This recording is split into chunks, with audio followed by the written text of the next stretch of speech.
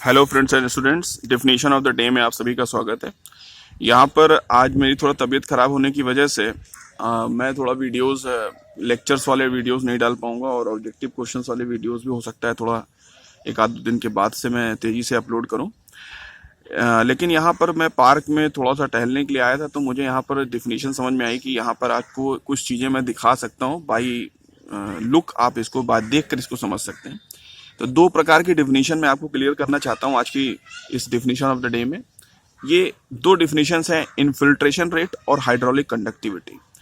अब इन दोनों की खासियत क्या है? दोनों की खासियत ये है कि दोनों में ही पानी के ट्रेवलिंग की बात करी जाती है कि पानी कितना चला, इसकी बात करी जाती है।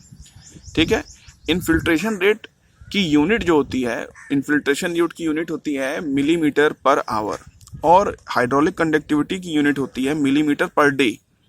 दोनों में ही ऊपर लेंथ है और नीचे टाइम है, मतलब लेंथ अपॉन टाइम, लंबाई बटे समय। कितनी दूरी चला तो लेंथ हो गया, मतलब अगर इसकी आप डायमेंशन बोले तो mm पर आवर बोलिए चाहे mm पर डे बोलिए। डायमेंशन में क्या लिखेंगे? m upon T, capital M upon T और कैपिटल M अपॉन टी दोनों में लिखा जाएगा। तो मतलब क्या हुआ कि इसकी जो डायमेंशन बन रही है वो डायमेंशन तो इसकी mt⁻⁻1 बनेगी दोनों की, लेकिन इन दोनों की डिफिनीशन के सेंस में डिफरेंस है। देखिए, अगर आप इनफिल्ट्रेशन रेट की बात करते हैं तो इनफिल्ट्रेशन रेट का मतलब कि पानी आपने किसी सतह पर भर दिया और भरने के बाद उस पानी को मान लीजिए 10 mm आपने उस सतह पर भरा और 2 mm पानी 1 घंटे में सतह से नीचे चला गया, तो इनफिल्ट्रेशन रेट कितना हो गया? 2 mm पर आवर।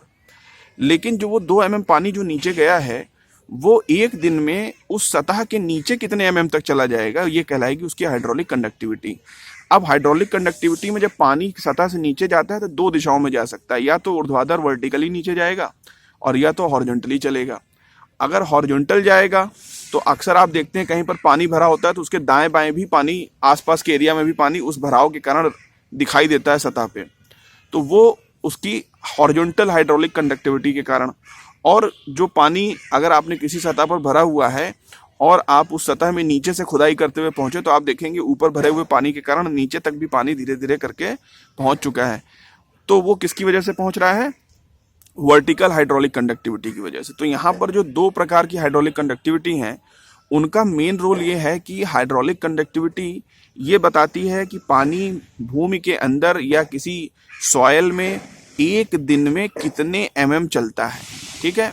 अब पानी खुद इनफिल्ट्रेशन रेट ये बताता है कि एक घंटे में कितने mm पानी जो किसी सतह पर भरा हुआ है वो एक घंटे में कितने mm कम हो जाता है। अगर 10 mm भरा है, 2 mm कम हो गया तो 2 mm पर आवर इसका इनफिल्ट्रेशन रेट हो गया। और 2 mm पर आवर के बाद से जो पानी नीचे गया वो पानी जमीन के अंदर कितने mm तक एक दिन में चला जाएगा, वो उसकी हाइड्रोलिक कंडक्टिविटी होगी। तो मैंने आपको बता दिया इसका दोनों की यूनिट में थोड़ा सा डिफरेंस है, mm पर आवर और mm पर डे का, लेकिन दोनों की डायमेंशन सेम आएगी। और यहाँ पर आप इसको देख सकते हैं, इस जगह पर पार्क में देखिए यहाँ पर पानी भरा हुआ है।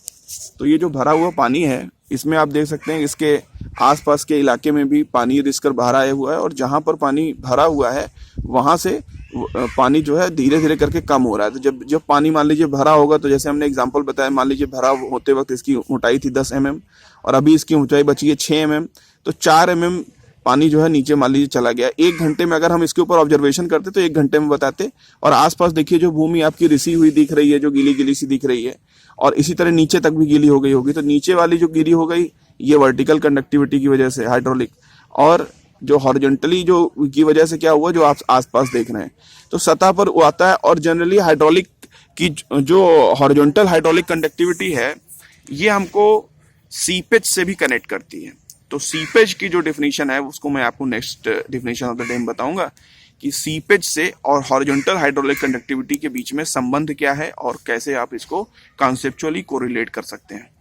तो उम्मीद करता हूँ ये डेफिनेशन आपको समझ में आई होगी। Again very very thank you for watching the all videos. I will always welcome you all in the story and glory of the branch agriculture engineering. Bye bye and शब्बा खैर।